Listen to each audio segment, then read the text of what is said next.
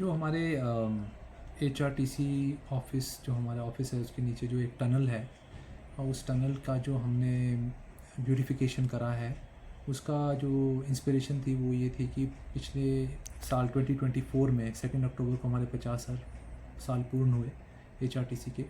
और हमने सोचा कि उस ही पार्ट में हमको इस टनल को भी कुछ डेवलप करना चाहिए कि हमारे HRTC की एक तरह हम इसको एक एक्सपीरियंस बनाना चाहते थे सबके लिए, कि इतनी सारी गाड़ियाँ यहाँ से पास थ्रू करती हैं पर इस वॉल के प्रति कोई हमारा थीम नहीं था। तो हमने सोचा क्यों ना हम अपनी हिस्ट्री, अपना इतिहास इस वॉल पेंटिंग के माध्यम से दिखाएं कि हमारे कौन से वर्ष में कौन सा मॉडल था।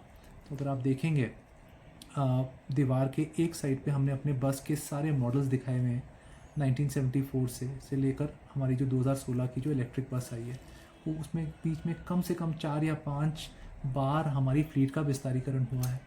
तो उसको एक तरफ से कैप्चर किया गया है।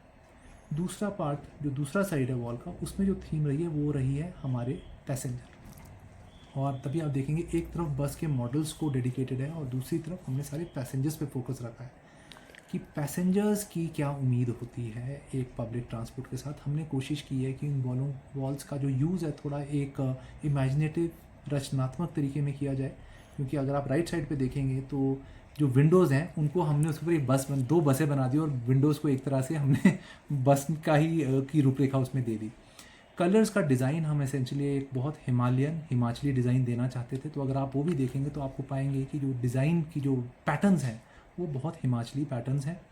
और इस पर्टिकुलर चित्र के माध्यम से हम तीनों चीज़ें दिखा सकते हैं, अपने स्टेट का कल्चर, अपनी ऑर्गेनाइजेशन की हिस्ट्री, और हमारे जो केंद्र बिंदु है, हमारा जो पैसेंजर है, हमारा जो यात्री है, उन तीनों को हम इस पेंटिंग के थ्रू दिखाना चाहते हैं।